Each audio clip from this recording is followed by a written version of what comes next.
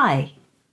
When we lose someone that's really close to us, we often try and look for signs around us that they're still with us in some way. You know, it could be something like a butterfly landing on your hand or a bird whistling outside your bedroom window and it sounds a little bit like that person used to whistle or something. And that's normal and it's lovely and it comforts us and it gives us a feeling that they're still with us. So I don't have any problem with anything like that. But in Harry's book, I started to feel a little bit uneasy because I sort of felt like it was all adding up to a little bit too much. And by the end of the book, I really got the impression that he may have been emotionally manipulated by person or persons unknown. Okay, so I'm going to present my case of what I discovered and then I want to hear what you say and what you think because I could be guilty of making a mountain out of a molehill. I have been known to do that. When Harry first saw Meghan on Instagram with that doggy mask face and thought she was gorgeous and reached out to his friend who I think is named Violet and said, "Who's that girl?" And then Violet said, "Well, it's this, and do you want her to have your details?" And Harry says, yes, so that's all fine. Meghan contacted Harry for the first time via Instagram, via direct message, and they said hello. And then at a later point from that, they exchanged phone numbers a few days or whatever and texted. Now, in the book, Harry is saying about the intensity of these text messages, which again is a little bit of a red flag, but anyway, the intensity of the text messages, and then he scrolls back and checks the date that he first heard from this lovely girl, and he realises that it was on his mother's 55th birthday, July the 1st. And that raised a little red flag for me. Well, not a red flag, a transparent flag. Because, one, I thought, well, who pointed that out? Did Harry really discover it by accident? Because what would make him go back and check the date unless someone mentioned it? And the other thing was, I thought, well, if he was a loved one of mine, and they came all excited and said, "Oh, I've met this," and they were in the public eye. And I've met this girl and she's fantastic and I think I'm already falling in love with her. And do you know what? The first day she contacted me was on Mum's birthday.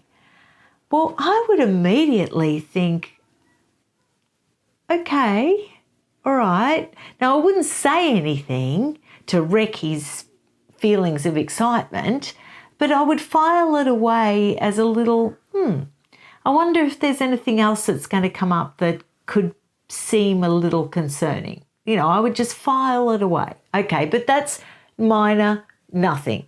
I've got more. Stick with me.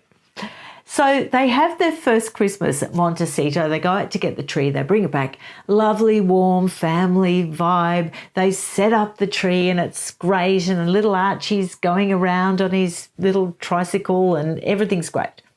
And Meghan gives Harry an ornament to put on the tree, a special little present, and it's of Queen Elizabeth II. So that's funny and cute. And he laughed and he absolutely loved it. And he hung it on the tree. Again, possible though heart pang. So he puts it on the tree and it's his first Christmas without his family. And later in the evening, it gets knocked. Now, I can't remember if it was Archie or someone else, but the ornament gets knocked off. It smashes all over the ground. And Archie runs to get a water bottle and sprays the ornament, trying to make it go back together, trying to put it together. And Lord knows why. We'll never know about that one. But anyway, so Harry also goes off to get a dustpan and a broom, and on the way he muses to himself, "Oh, this is really weird," right?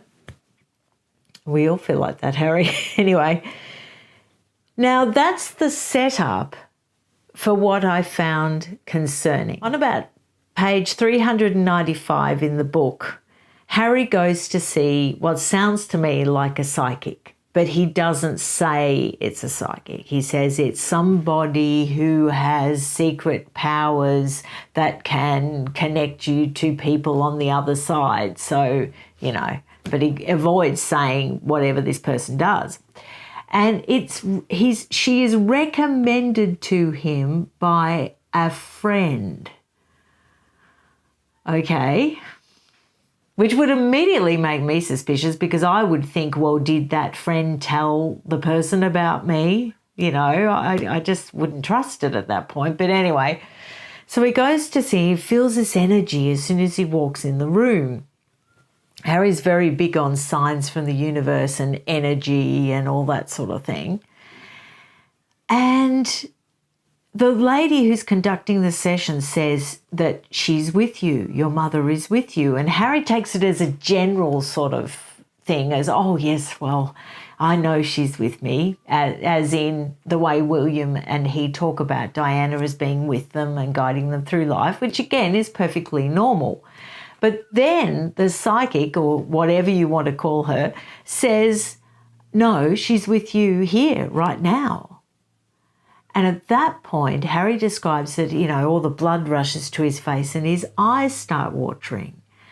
And I feel at that moment, you've got someone emotionally vulnerable, and then you're having someone saying that their mother is right there with them. And the alarm bells are ringing in my head while I'm reading this immediately. And then she says that your mother knows that you're here seeking clarity.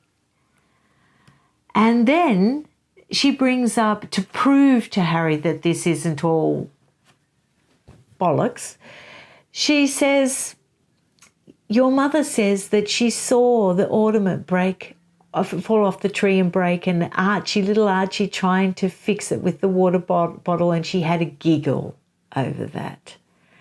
And so that completely convinces Harry that it's the real deal. Okay, so let's analyse this, and just from a purely cynical point of view.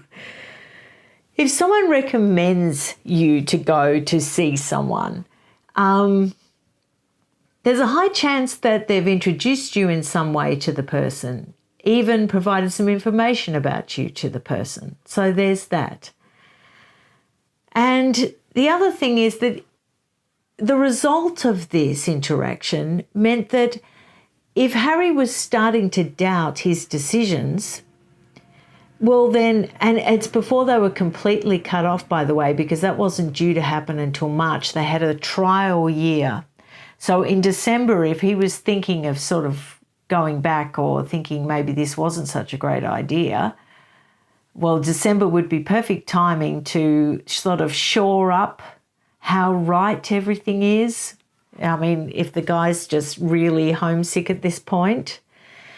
So now Harry, after this interaction, I imagine, he didn't say it, but I imagine that his emotions would then be telling him that he'd made the right decision, that his mother approves of his decisions, that the whole setup was wonderful and his mother was happy and proud of him and was giggling at his wonderful fun new life. So to me, it just rang emotional manipulation alarm bells. But then there's more. In the epilogue to the book, Harry is talking about taking Meghan to row across to his mother's gravesite on the little island, the memorial, private memorial. And so he takes Meghan and they hug and lay flowers on the grave, and then Harry gives her a moment on her own. And when he comes back after walking around the little island, she's very dramatically positioned with her hands on the memorial gravestone. And Harry asks her, well, what were you praying about? Now, it's interesting that he would use the word pray, because he's become very California baby. And, I think Meghan might describe it as spiritually connecting. But Harry says, what were you praying about? And she says she was praying for clarity.